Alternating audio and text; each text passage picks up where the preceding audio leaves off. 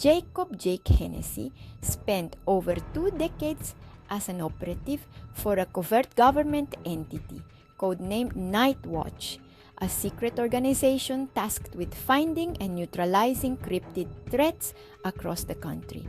These were the creatures of nightmares and legends: Bigfoot, chupacabras, skinwalkers, wendigos. But for Jake, they weren't just myths. They were the targets in the scope of his rifle. Nightwatch was a shadowy organization that operated outside the law, and Jake's role was to handle the things the government didn't want the public to know existed. Nightwatch sent Jake across the United States, often to remote, desolate areas where cryptid sightings were frequent but brushed off as local folklore. From the Pacific Northwest forests to the Appalachian Mountains, Jake was the man who would go where no one else dared. He was cold, calculating, efficient, the perfect operative. But as time passed, Jake's certainty in his mission began to unravel. Some of the cryptids weren't monsters at all. Some were intelligent, peaceful, and didn't deserve what was coming for them. They were just trying to survive like any other living being. But Nightwatch's orders were clear. No witnesses, no mercy, no second chances. After years of killing these creatures, Jake started seeing the faces of the innocents he destroyed, faces of cryptids that had looked at him with sorrow, fear, and pleading eyes, like they understood exactly what was happening to them. It all came crashing down during a mission in the deep woods of Appalachia.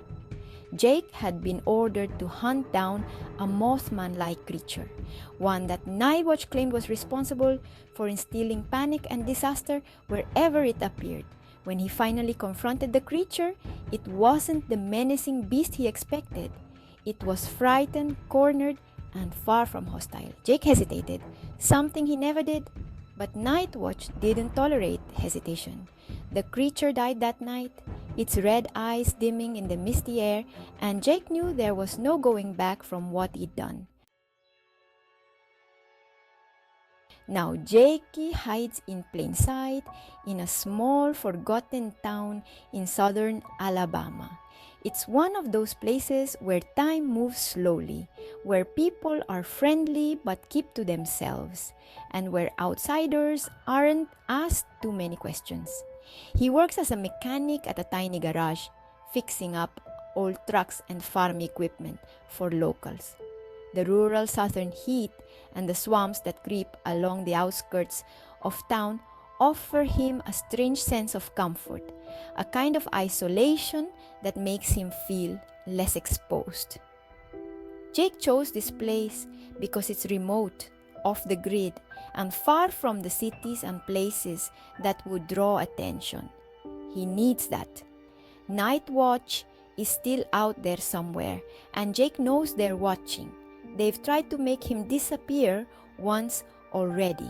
A mysterious fire at his last job in Mississippi nearly killed him. And he's had more than one accident involving his truck. He knows it's them. They can't risk him talking about what he's seen, what he done. His life is quiet now, but it's not peaceful. Jake drinks more than he should, trying to drown the memories that creep back at night. He sees the eyes of those cryptids in his sleep, their faces twisted in fear and confusion, their bodies crumpling at his feet. The guilt gnaws at him, but he has no one to talk to. The locals know him as Jake the mechanic, gruff, quiet, keeps to himself.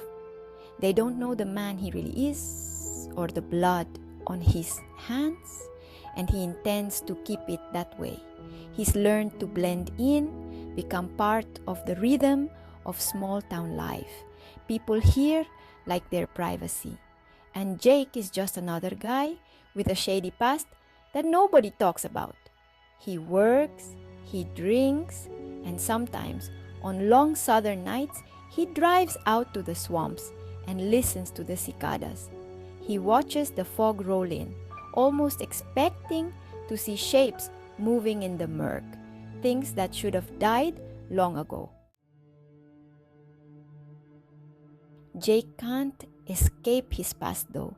No matter how deep into Alabama he hides, he can't shake the feeling that he's being watched, not just by Nightwatch but by something else.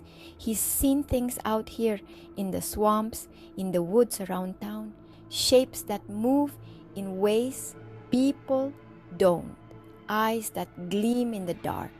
Sometimes he wonders if the creatures he killed weren't the last of their kind. He wonders if they're coming for him. There was a time when he would have laughed off such thoughts, but not anymore.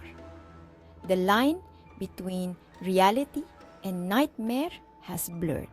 He can't tell if his paranoia is getting the better of him or if something really is lurking out there, waiting to settle old scores. He keeps a shotgun in his truck now just in case. Some nights, when the nightmares are too strong, he sits on his porch with a bottle of whiskey and that shotgun in his lap, watching the tree line. And then there's the journal, the one he keeps hidden in a safe spot where he's written down everything. The missions, the cryptids, the things no one should know about. It's his insurance. If Nightwatch ever makes their move, if they ever try to take him out, the journal will see the light of day. The truth will get out and the world will know what he did. The shame of the past. Jake's greatest shame isn't just the killing. It's that for years he thought he was doing the right thing. He told himself he was protecting humanity, making the world safer. But now he knows the truth. Some of the creatures were dangerous, sure, but some of them were just misunderstood, and he killed them anyway. He can't stop thinking about the Mothman, the one that looked at him with terrified, almost human eyes before he pulled the trigger. He wasn't just following orders, he was making choices. Choices that haunt him to this day. He's not proud of who he was. He doesn't talk about it, not to anyone. But every time he looks in the mirror, he sees that old version of himself staring back. The cold-blooded hunter. The man who did whatever the government told him to, no questions asked. And he wonders if deep down that man is still there, lurking just beneath the surface. People don't think monsters are real, not until they see one up close, and then, when they do, it's too late. But you know what's worse? Being the man who hunts those monsters down and realizing you're worse than any of them. There are things in this world that should stay hidden, and there are people like me who are paid to make sure they stay hidden. But I can't hide from myself, not anymore. The government, they're afraid of the truth. Afraid that people might figure out the real monsters aren't in the woods or the swamps. They're the ones pulling the strings, the ones who make men like me do terrible things.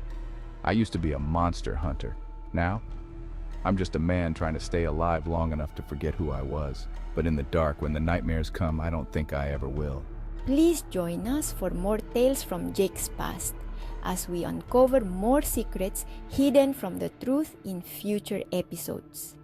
Remember to like and subscribe for more engaging content about cryptids and strange and unusual stories. Until next time, remember to avoid those things in the darkness that lurk out there that we are not supposed to know about.